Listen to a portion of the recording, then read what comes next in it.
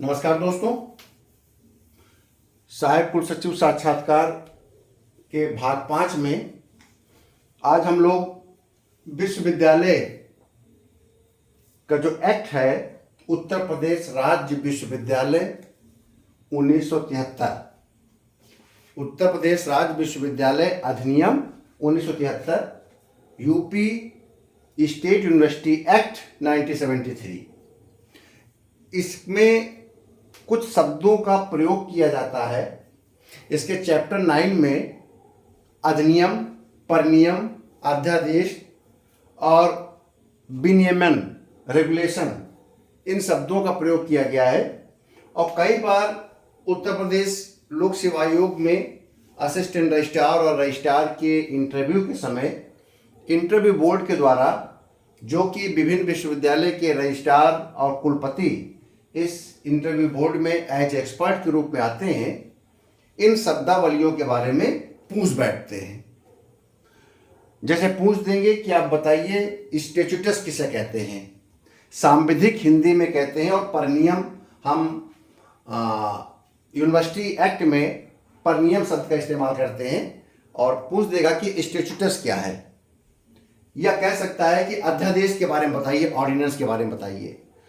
तो सामान्यतः जो स्टूडेंट होता है वो राष्ट्रपति महोदय के द्वारा, जब संसद का सत्र नहीं चल रहा होता है और किसी कानून की बहुत ज़्यादा ज़रूरत होती है, तो संसद के सत्र न चलने की दशा में राष्ट्रपति महोदय कानून को, एक्ट को या विधि को लागू कर देते हैं, इस आशय के साथ कि जब पार्लियामेंट का सदन चलेगा तो इस पर कानून बना लिया जाएगा। तो अगले सदन के कार्यकाल के 6 सप्ताह के बाद तक वो कानून लागू रहता है। उसे हम अध्यादेश कहते थे, यानी कि एक प्रकार की टेम्परेरी कानून बनाने की व्यवस्था। तो सामान्यतः स्टूडेंट जब इंटरव्यू बोर्ड में यही डिफिनेशन दे देता है, तो वहाँ के एक्सपर्ट समझ जाते हैं कि इस अभ्यर्थी को विश्वविद्यालय की कार्यप्रणाली के बारे में कोई जानकारी नहीं है, और उसी के अनुरूप अंक दे देते हैं। और जब आपसे पूछेंगे कि ऑर्डिनेंस क्या है, तब आप विश्वविद्यालय के ऑर्डिनेंस के अनुरूप बताएंगे। जब पूछेगा कि यूनिवर्सिटी का स्टैट्यूटस क्या है, परिनियम क्या है, जब आप उसको सटीक बता देंगे तो समझ जाएगा कि विश्वविद्यालय की कार्यप्रणाली के बारे में अभ्यर्थी को जानकारी है। तो चूंकि ये शब्दावलियां कोई अलग से नहीं लाई गई हैं, बल्कि जो उत्तर प्रदेश राज्य विश्वविद्यालय एक्ट 1973 है, उसमें ही इस शब्दों का उल्लेख है। तो जैसे मैंने पहले आपको बताया था कि उत्तर प्रदेश राज्य विश्वविद्यालय अधिनियम 1973 विश्वविद्यालयों के गठन की एक प्रक्रिया को बताता है। ध्यान रहे, जब कानून हम बनाते हैं तो कानून के अंतर्गत जब पार्लियामेंट कानून बनाती है या स्टेट का विधानमंडल कानून बनाता है, तो जब कोई भी कानून बनाना या किसी एक्ट को जब पारित किया जाता है, आपको पता ही है कि एक्ट कैसे पारित होता है। पहले उसे प्रस्ताव संकल्प के रूप में लाया जाता है, फिर उस पर सामान्य बहस होती है, फिर उसके एक एक प्रस्तर पर आपकी विस्तृत बहस होती है, और विस्तृत बहस होने के पश्चात उसे सदन के समक्ष मत के लिए, वोटिंग के लिए लाया जाता है।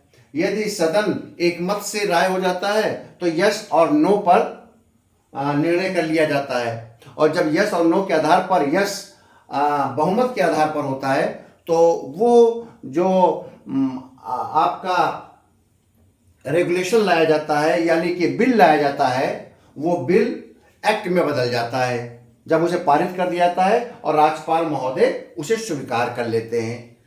ठीक है, तब वो एक्ट बन जाता है। तो ऐसे ही एक्ट उत्तर प्रदेश राज्य विश्वविद्यालय अधिनियम 1973 बनाया गया था।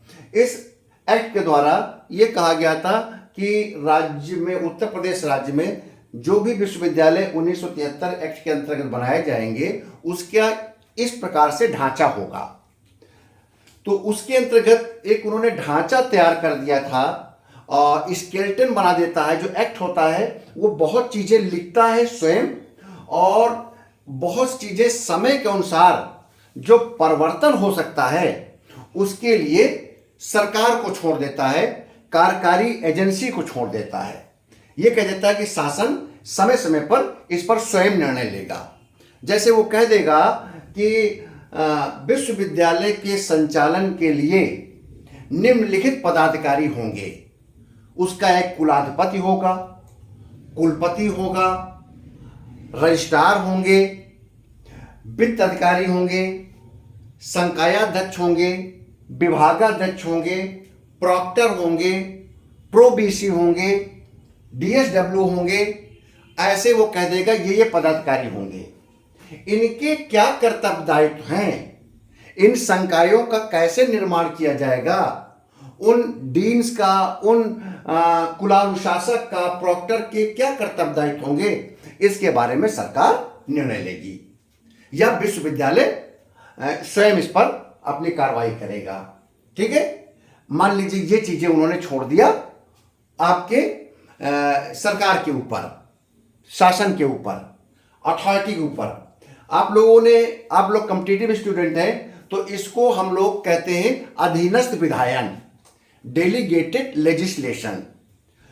जो विधानमंडल होता है, संसद होती है, वो कानून का एक ढांचा तैयार करता है एक्ट के रूप में, और उसके नियम कानून, नियम विनियम, उसकी प्रक्रिया जरूरत के अनुसार संशोधन की जिम्मेदारी अपने आप छोड़ देती है शासन पर, क्रियान्वयन एजेंसी पर, एग्जीक्यूटिव बॉडी पर। लेजिस्लेटिव बॉडी स्ट्रक्चर तैयार करती है कानून का, विधि का, और एग्जीक्यूटिव बॉडी के लिए कुछ क्षेत्र छोड़ देती है और कहता है इन क्षेत्रों पर आपको अपने स्वविवेक से आप अपने नियम और विनियम और आपका परिनियम बना लेंगे, बशर्ते आपका कोई परिनियम, कोई अध्यादेश, कोई विनियमन अधिनियम के मूल ढांचे को प्रभावित नहीं करना चाहिए, क्योंकि जैसे ही मूल ढांचे को प्रभावित करेगा उस पर लिटिगेशन हो जाएगा, उसको विधि शून्य समझा जाएगा। जैसे ही वो कानून के समक्ष जाएगा, लॉ पे जाएगा, आपके हाई कोर्ट जाएगा। इसलिए अधिनियम के अंतर्गत परिनियम और अध्यादेश और विनियमन तैयार किया जाता है। तो मेरी बात समझ गए? अधिनियम जैसे कि उत्तर प्रदेश राज्य विश्वविद्यालय अधिनियम 1973 है, यह विश्वविद्यालयों के निर्माण, इनके संगठन, इनके तौर तरीकों का मूलभूत ढांचा तैयार करता है, जिसे विधानमंडल के द्वारा पारित किया गया और महामहिम राज्यपाल के द्वारा उसे स्वीकृत किया गया।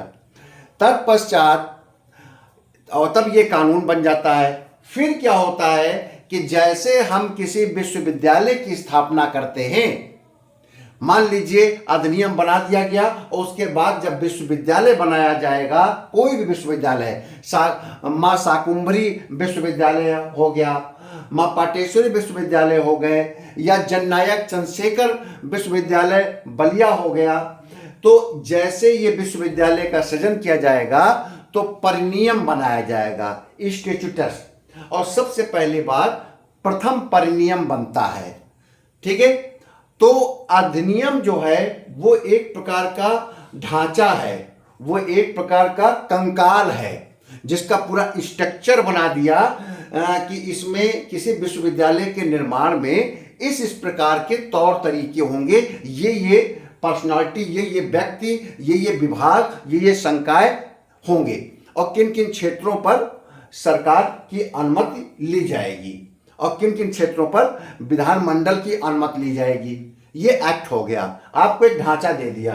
फिर जैसे हम विश्वविद्यालय का सृजन करते हैं तो सृजन करने के बाद उसको चलाना होता है विश्वविद्यालय के लिए, तो उसका परिनियम तैयार किया जाता है, स्टैट्यूटस। ध्यान रहे, हर विश्वविद्यालय कम से कम 2 किताबें हमेशा रखता है। जब आप सहायक कुल सचिव बनेंगे तो आपके टेबल में 2 किताबें अनिवार्य रूप से होगा।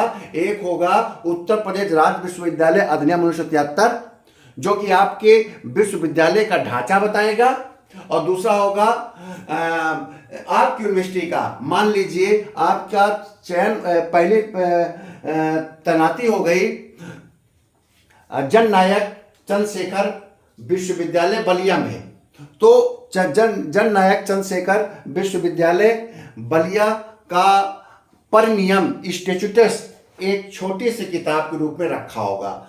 ये स्टैट्यूटस आपके कार्य करने के तरीके बताएगा। इसमें हर पदाधिकारी के कर्तव्य दायित्व निर्धारित करेगा। अब आप कहेंगे तो परिनियम कौन बनाता है? अधिनियम तो बना दिया विधानमंडल ने। अगर सेंट्रल यूनिवर्सिटी है तो पार्लियामेंट बना रहा है, अगर स्टेट यूनिवर्सिटी है तो स्टेट लेजिस्लेशन बना रहा है, उत्तर प्रदेश विधानसभा बना रही है। लेकिन परिनियम चूंकि अधिनियम में ही लिख दिया गया है कि उसके आपके चैप्टर 9 में कि उत्तर प्रदेश राज्य विश्वविद्यालय अधिनियम 1973 के चैप्टर 9 में लिख दिया गया है कि राज्य के अंतर्गत कोई भी, जब इस अधिनियम के अंतर्गत कोई विश्वविद्यालय बनेगा तो उसका स्टैट्यूटस का निर्माण किया जाएगा। सबसे पहले बार जब कोई नया विश्वविद्यालय बनता है तो स्टैट्यूटस जो होता है वह सरकार के द्वारा बनाया जाता है। सरकार ही प्रारूप तैयार करता है, क्योंकि वह एक प्रकार के एक्ट की तरह ही पूरा एक विस्तार से एक मोटी किताब बन जाती है। हर एक पदाधिकारी के अधिकार, कर्तव्य, दायित्व, उसकी सेवा शर्तें, उसकी नियमावली, उसको दंड देने का तरीका, सब कुछ लिखना पड़ता है। तो जब किसी अधिकारी के कर्तव्य दायित्वों को आप पढ़ेंगे तो आपको उस विश्वविद्यालय के स्टैट्यूटस में जाना होगा। मान लीजिए आप सहायक कुलसचिव के पद पर तैनात होते हैं किसी विश्वविद्यालय में, तो आपके क्या कर्तव्य दायित्व हैं, कुलसचिव के क्या कर्तव्य दायित्व हैं, आप क्या कुलाधिपति के क्या कर्तव्य दायित्व हैं, आपके कुलपति के क्या कर्तव्य दायित्व हैं, वित्त अधिकारी के कर्तव्य दायित्व क्या हैं। ये कर्तव्य दायित्व आपको उत्तर प्रदेश राज्य विश्वविद्यालय अधिनियम 1973 में नहीं मिलेगा, बल्कि उस विश्वविद्यालय के स्टैट्यूटस में मिलेगा कि उसको कौन कौन से काम सौंपे गए हैं। तो जो स्टैट्यूटस होता है वह अधिकारियों के गठन, उनके पावर, उनकी शक्तियों का उल्लेख करता है। वह अधिकारियों के या एग्जीक्यूटिव कमेटी के अपॉइंटमेंट, उनके सदस्यों के इलेक्शन के बारे में चर्चा करता है। वह यूनिवर्सिटी के अधिकारियों के कर्तव्य दायित्व और उनकी ड्यूटी के बारे में बताता है, ठीक है। या कर्मचारियों के, वहाँ के अधिकारियों के प्रोविडेंट फंड, उनके सर्विस रूल्स, उनकी पेंशन, क्या क्या उनको लाभ दिए हैं, क्या नहीं दिए हैं, वो सब बताता है, ठीक है। उनको क्या क्या उपलब्धियां मिलेंगी, इन सब का उल्लेख करता है। इसीलिए विसंगतियां होती हैं विश्वविद्यालयों में उत्तर प्रदेश। स्टैट्यूटस हर विश्वविद्यालय का अलग अलग बनाया जाता है, तो हर विश्वविद्यालय में अलग अलग नियम और कानून कर्तव्य दायित्व के लिए निर्धारित होते हैं। इसलिए हमको उस विश्वविद्यालय में तैनाती के समय वहां का स्टैट्यूटस जरूर पढ़ना होता है। तो आप समझ गए, अधिनियम एक स्केलेटन है कानून का, और परिनियम उस स्केलेटन में रक्त, सिराएं, मज्जा, ये सब है जिससे पूरा स्ट्रक्चर को हम मांस, खून और सिराओं के द्वारा, वाहिकाओं के द्वारा पूरा हम उसको भर देते हैं, ताकि वो पूरा जीवित हो जाए। एक शरीर जो स्ट्रक्चर था, जो स्केलेटन था, वो एक सजीव रूप ले ले। अब आता है तो आपको बता दें, परिनियम, पहला परिनियम जो बनता है वो अपने आप में पूरी किताब हो जाती है। तो इसको शासन तैयार करता है, शासन प्रारूप बनाता है। शासन प्रारूप बनाने के बाद उसको पारित करने, लागू करने के लिए राज्यपाल महोदय को भेजता है। राज्यपाल महोदय उसको स्वीकृति प्रदान करते हैं, क्योंकि वो कुलाधिपति भी होते हैं। जब स्वीकृति प्रदान कर देते हैं तो वह लागू हो जाता है उस विश्वविद्यालय के लिए। इसके पश्चात कभी भी फिर इसके बाद जब परिनियमों में कोई भी संशोधन करना होता है, आंशिक संशोधन करना होता है, तब कुलाधिपति महोदय यानी कि राज्यपाल महोदय की स्वीकृति से किया जाता रहता है। एग्जीक्यूटिव कमेटी, एग्जीक्यूटिव काउंसिल जो है उसको प्रस्ताव को लाएगी, उसको पारित करेगी, जिसमें विभिन्न प्रकार के मेंबर होते हैं। हम आगे चल के बताएंगे एग्जीक्यूटिव काउंसिल के बारे में। एक एक टॉपिक, एक एक पॉइंट ले रहे हैं ताकि इंटरव्यू बोर्ड में जब कोई पूछा जाए तो आप बता सकें। ठीक है, उसको स्वीकार करती है, उसके बाद कुलाधिपति उसे स्वीकृत करते हैं। ठीक है, आता है ऑर्डिनेंस, अध्यादेश। ये जो आपने परनियम बना दिया, स्टैट्यूटस बनाया, हमेशा अध्यादेश अधिनियम और परनियम के अंतर्गत बनाए जाते हैं। इस परनियम बनाने के बाद भी कुछ क्षेत्र अगर छूट जाते हैं, उसका जो विस्तार होता है, एक प्रक्रिया होती है। और विश्वविद्यालय दिन प्रतिदिन के जो शैक्षणिक कार्य करता है, प्रशासनिक कार्य निष्पादन करता है, उनके लिए कुछ ऑर्डिनेंस जारी करने पड़ते हैं। जैसे कि पाठ्यक्रम का निर्धारण, ये स्टैट्यूटस में तो नहीं आएगा। पाठ्यक्रम का निर्धारण समय समय बदलता रहता है, हर वर्ष उसको रिव्यू करना होता है। परीक्षा का परिणाम कब होगा, परीक्षाएं कब कराई जाएंगी, पंजीकरण, स्टूडेंट के पंजीकरण की प्रक्रिया उस वर्ष कब किया जाएगा, स्टूडेंट्स का अनुशासन कैसे रखा जाएगा।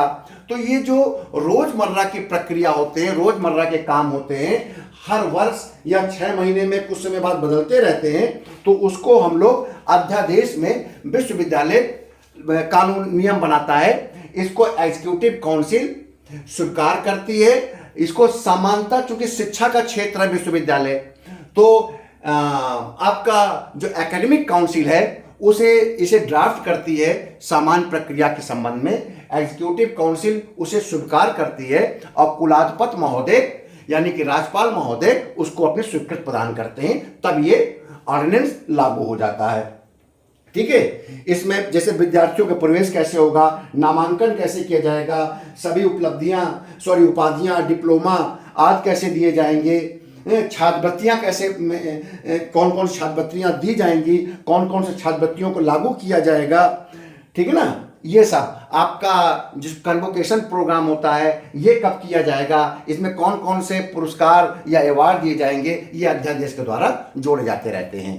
ठीक, अब आता है विनियमन, रेगुलेशन।